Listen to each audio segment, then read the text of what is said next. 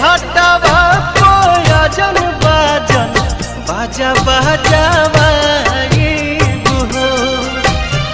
छठी माई के घाटवा कोयजन बाजन बाजा बजावाइब हो। गोदिया में होई है बालकवा अर्घ देवे आइब हो। गोदिया में होई है बालकवा अर्घ देवे आइब हो।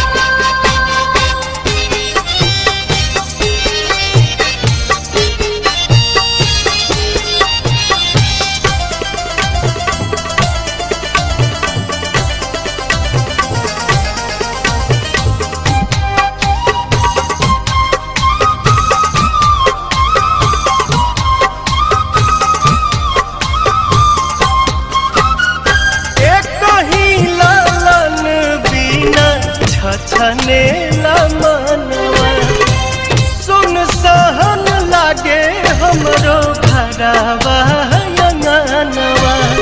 पूरी जहिया दिलावा के लला सात जलसा कराइब हो।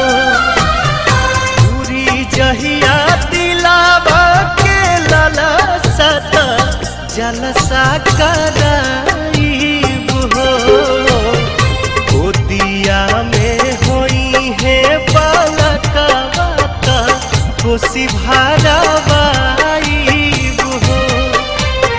गोदिया में होई है बालकवा अर्घ देवे आइब हो। जय छठी मैया, जय छठी मैया।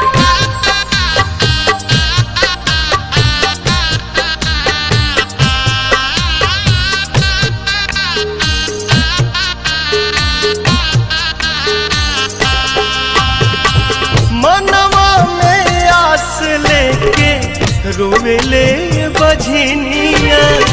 कहिया बसैबू छठी माई हमर दुनिया।